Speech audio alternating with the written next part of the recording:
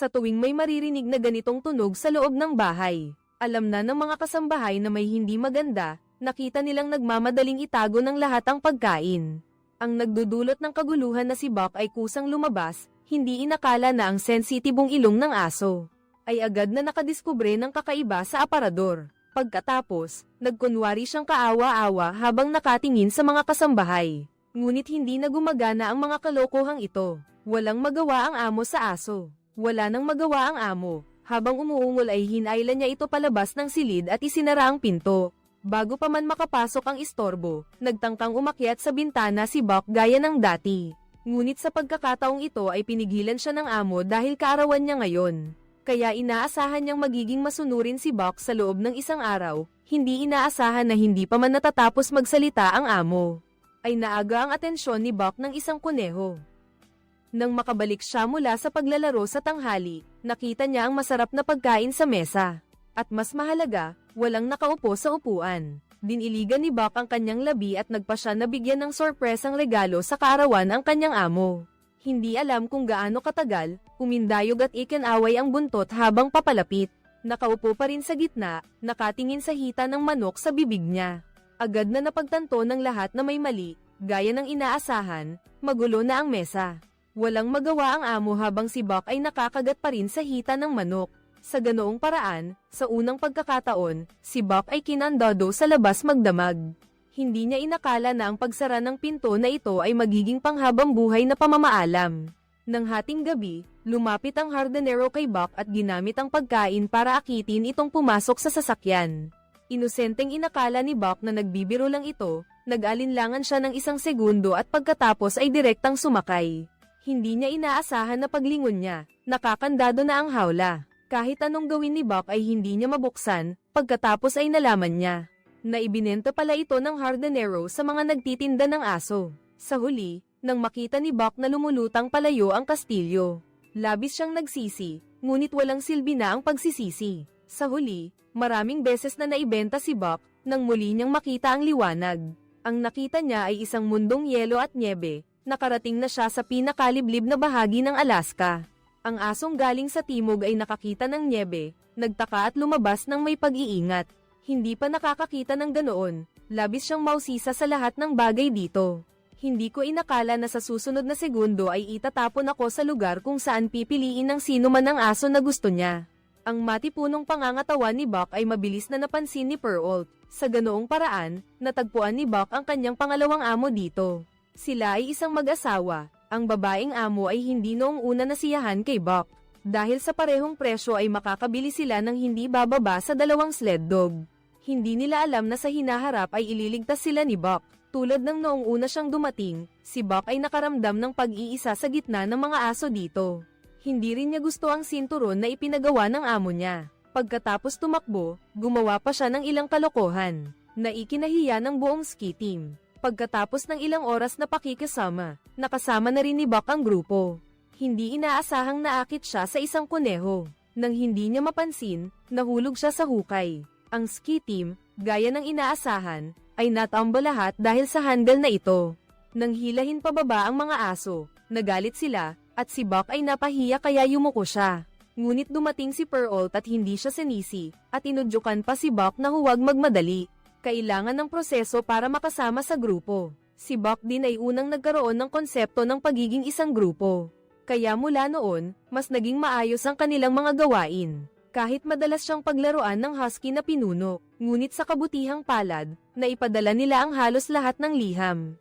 Hindi nagtagal at nagkaroon ulit ng problema sa grupo. Ang husky ay madalas sinasamantala ang pagiging pinuno para nakawin ang pagkain ng kasama.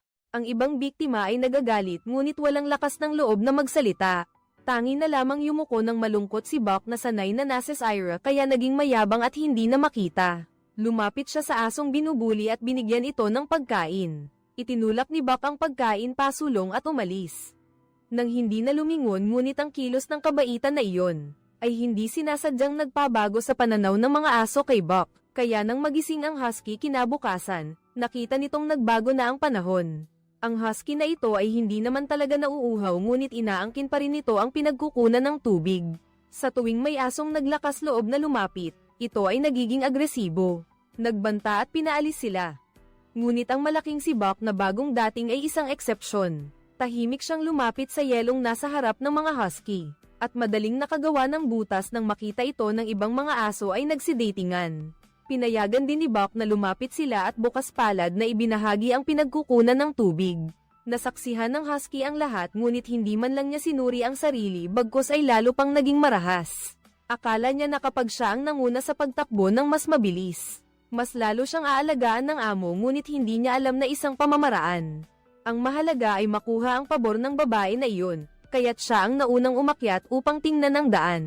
Hindi inaasahan, biglang nabasag ang yelo, at pagkatapos ay nahulog siya sa lawa na nagyayelo.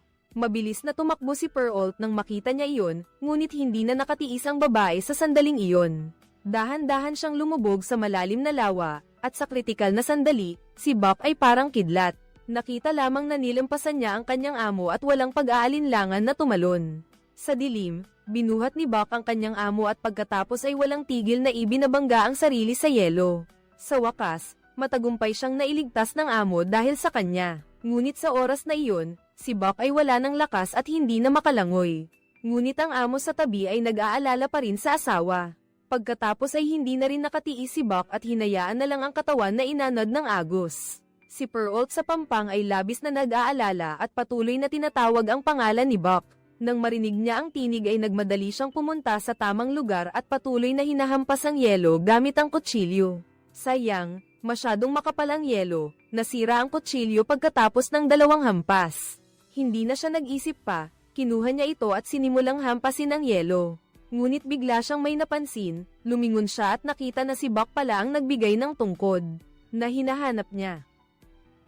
Ang husky sa tabi, sa magkabilang tainga, ay pinutol pababa, kahit ang dating amo nito ay pinagsabihan siya.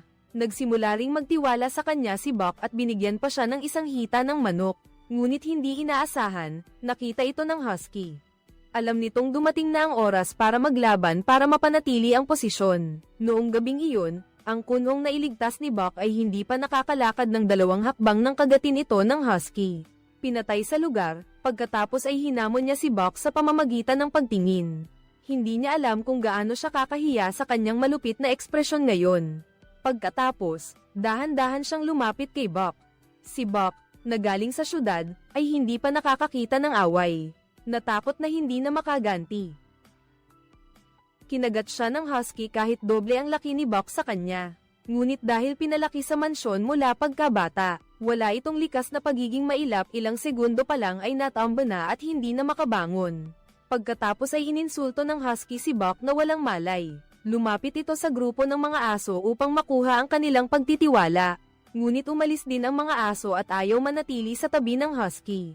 Patuloy nilang tinatawag si Buck umaasang makakabangon ito. Hindi ko inaasahan na pagkatapos noon ay talagang tumayo si Buck at nagpakita ng pangil. Ang kanyang likas na pagiging mabangis ay nagising, ang kanyang masamang anyo ay nagpatakot sa husky. Ngunit dahil ayaw niyang mapahiya sa harap ng mga aso, nanatili siyang matigas ang ulo at sumugod. Si Buck ay hindi na natatakot sa oras na iyon, nanatili siyang matatag at naghintay ng tamang pagkakataon. Pagkatapos ay umikot siya at mahigpit na kinagat ang batok ng husky, sa huli ay tinapakan ito ni Buck, na nagpataob dito ng tuluyan. Ang mga aso na nakatingin sa tabi ay nagdiriwang na. Alam ng husky na natalo siya, kaya sa harap ng mga aso, tumayo ito at naglakad palayo. Nag-iwan lamang ng isang nag-iisang anino kinabukasan, kulang sa pinuno ang pangkat ng mga aso.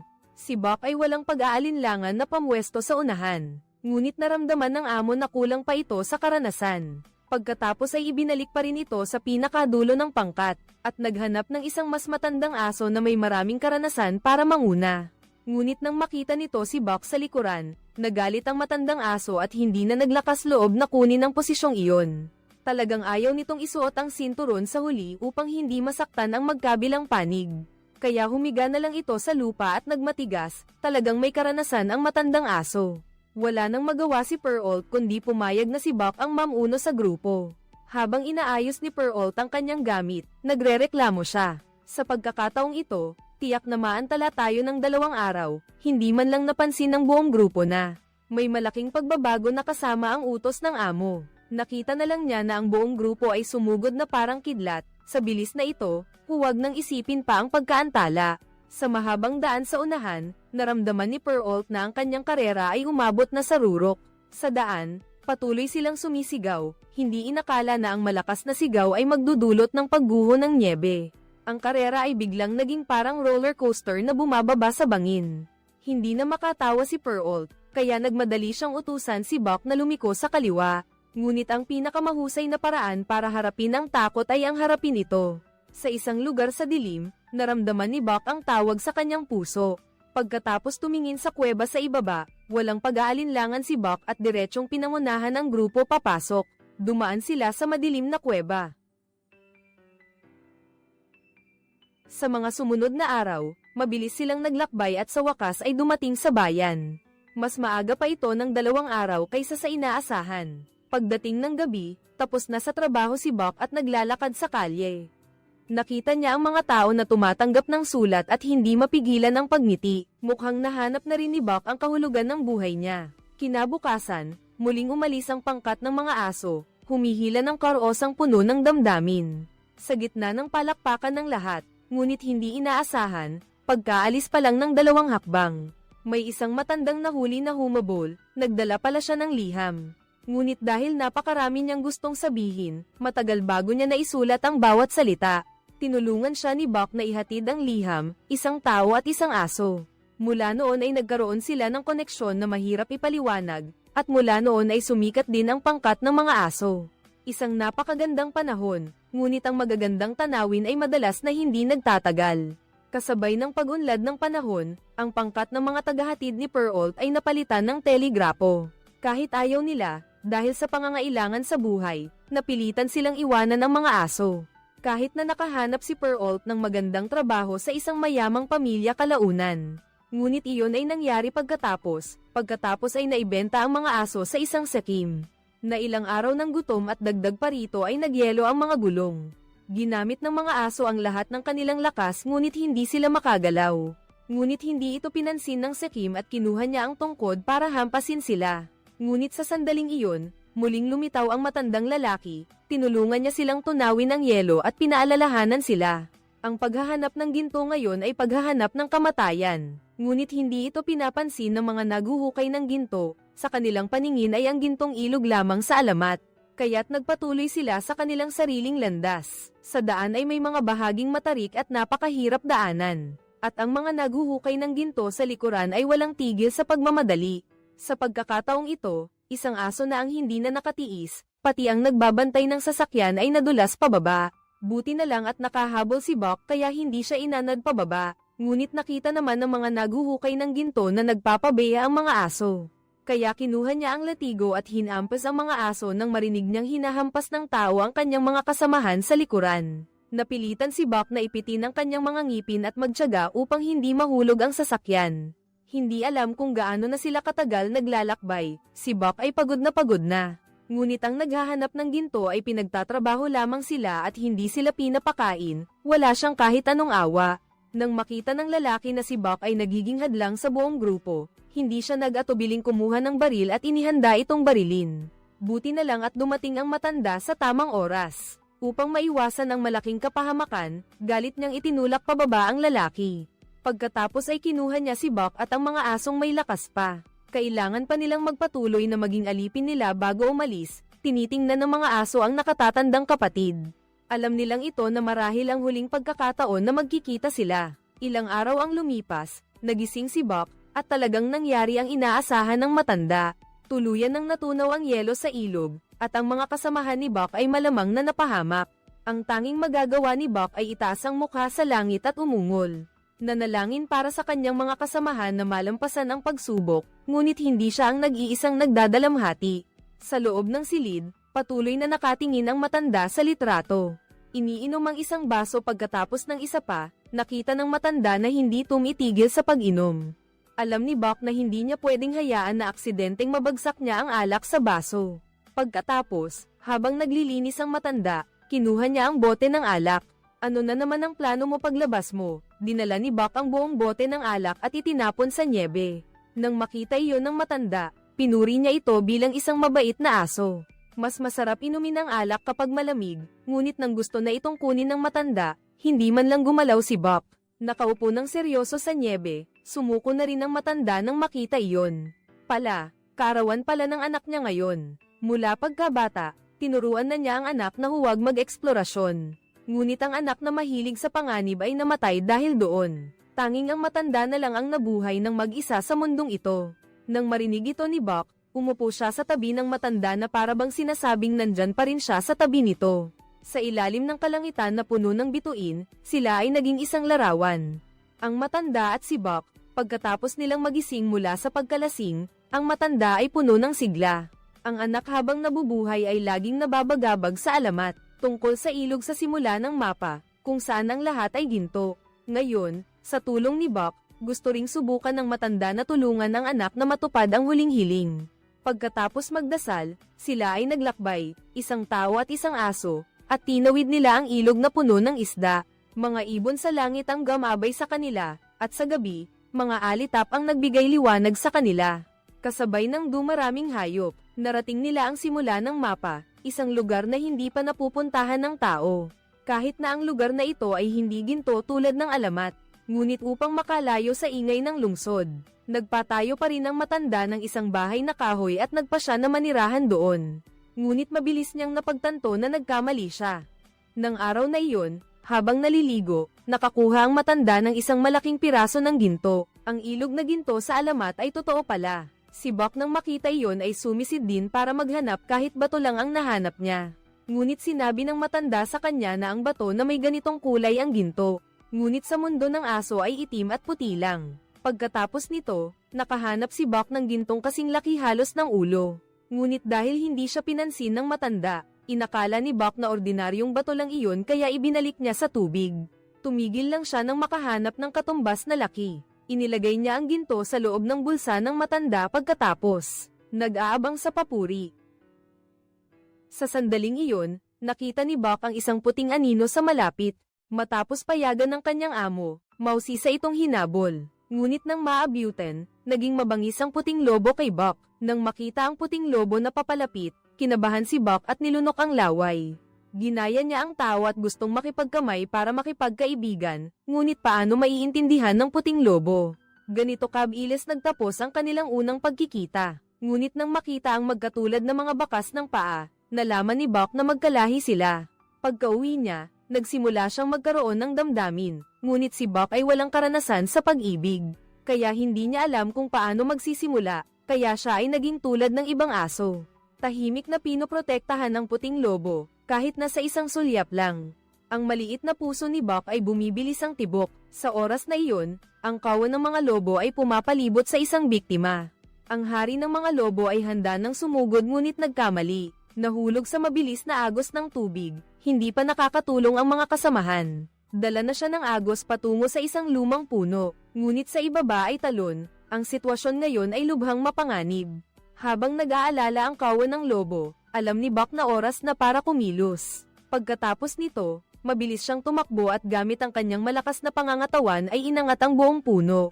Ang hari ng lobo ay nailigtas din sa oras, sa pagkakataong ito hindi lang kinilala si Buck ng puting lobo, kundi tinanggap din siya ng buong kawan ng lobo. Mula noon ay ganap na siyang nakasama sa kawan.